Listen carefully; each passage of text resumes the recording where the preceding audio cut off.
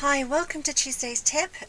It's Michelle Last here, and I just want to share with you a little tip that we've been using at our card class, which was yesterday. So at card class we made this card, and it was using the stamp set called, God, what is it called? Hang on, I need to check.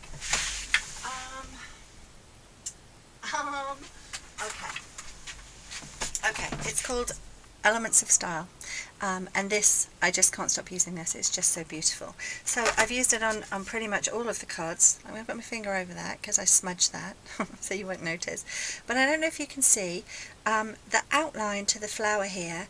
I've used a black ink, and I actually used StazOn ink. The reason for that is we used watercolour paper. This is watercolour paper, and we coloured it in. We coloured it in with a variety of pencils and crayons, marker pens, ink pads, but because we're doing colouring and we're using aqua painters and blender pens which have some moisture to them, if you don't use watercolour paper, you will find that you may pill the paper over time and create that little ball effect, which you don't want. So we used watercolour paper.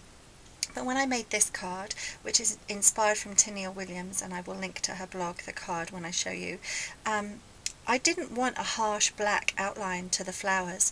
I wanted to have a softer, more brown effect. So I don't know if you can see, if I show you a close-up, if you can actually see the brown, and if you can see it has a bit of a shimmer. It's not a shimmer, it's just embossed, so it's got a little bit of a shine to it. So I hope that you can see that. So I'm going to just show you how you get that effect today. Now I've matched this in to match this cardstock here, which is soft suede. I don't own a soft suede embossing powder because Stampin' Up don't sell one. They sell an early espresso one, but they don't sell a soft suede one. So I had to create my own. So I just want to show you a really cool little trick on how you can create any colour embossed image with your ink pads. So what we're going to do is I'm going to get my watercolour paper, and I'm going to stamp my image on my watercolour paper, and then I'm going to clear emboss it.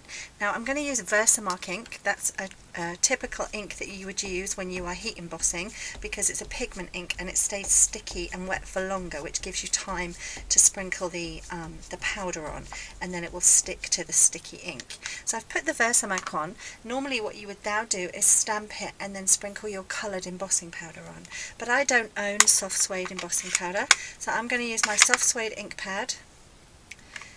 And now, because I've added Versamark first, I can go over the top with my soft suede ink, so that when I stamp my image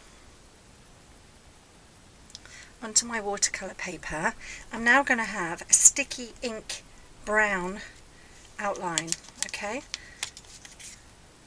nice and subtle. Now what I'm going to do is I'm going to pour my clear embossing powder over the top, nice and liberal. Tap off the excess, remove that before I sneeze, and then heat emboss. This takes a little while to go, but you'll start to see the image change. You'll see it go a darker colour, and you'll see that it goes from matte to shiny.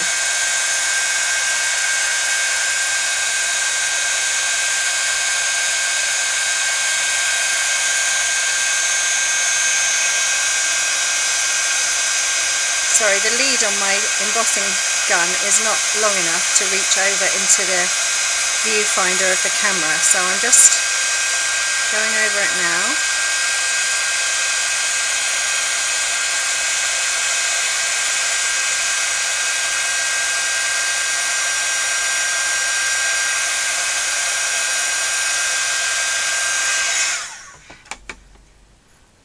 And I don't know if you can see, but there's a slight shine to the embossed finish, but I have it in that beautiful brown colour rather than the harsh black colour, which would be normal with StazOn. That now means that that matches tonally with my card, and that I can start colouring that in, and it just means the background image blends in rather than just stands out like a sore thumb. So I hope that you've enjoyed my little tip today. Thanks for watching, and come back next week for some more. Thank you.